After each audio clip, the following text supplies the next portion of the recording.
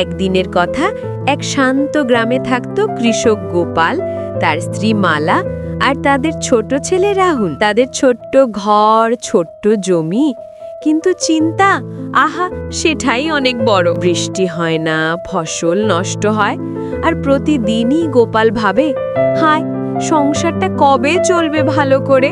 এক সকালে গোপাল মাঠে কাজ করতে গিয়ে দেখে এক বৃদ্ধ লোক বসে আছেন গাছের নিচে। বৃদ্ধ হেসে বললেন, গোপাল, তুমি সৎ মানুষ, এই নাও 3টে সোনার বীজ। এগুলো জাদুর বীজ, কিন্তু সাবধান, এরা তোমার মন পরীক্ষা নেবে। গোপাল অবাক হলেও বীজগুলো নিয়ে বাড়ি ফিরল। মালা হেসে বলল, জাদুর বীজ? আহারে, তুমি না একেবারে ছেলে মানুষ।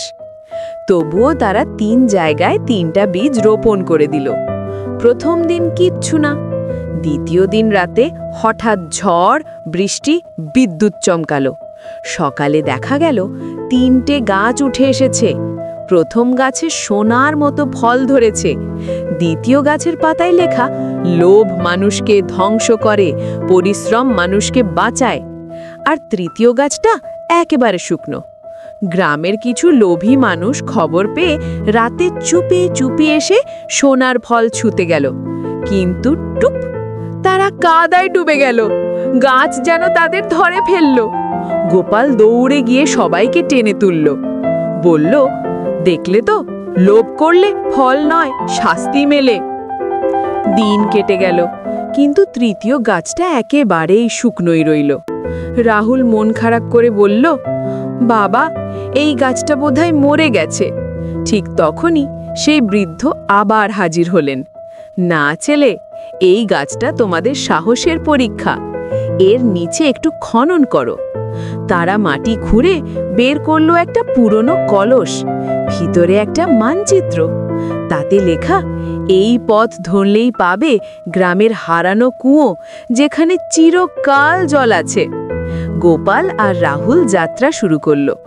ঘন জঙ্গল, অন্ধকার, ভয়ঙ্কর আওয়াজ, তবুও তারা থামল না। শেষে কুয়োটা পেল, টলটলে জল, ঠান্ডা, প্রাণবন্ত। সেই জলে তারা জমি সেচ দিল, ফসল উঠল, গ্রাম ভরে গেল আনন্দে। বৃদ্ধ আবার এলেন, গোপাল, তুমি 3টে পরীক্ষায় পার করেছ, লোভ, ধৈর্য আর সাহস। এই কুয়ো তোমাদের চিরদিন বাঁচিয়ে রাখবে। বৃদ্ধ মিলিয়ে গেল আকাশে। গোপাল, মালা আর রাহুল হাত জোড় করে তাকিয়ে রইল, চোখে জল, মুখে হাসি। সেই দিন থেকে গ্রামের নাম হলো আশীর্বাদপুর, কারণ সবাই তখন জানে, সত্যিকারের জাদু বীজে নয়, সততা, ধৈর্য আর পরিশ্রমে।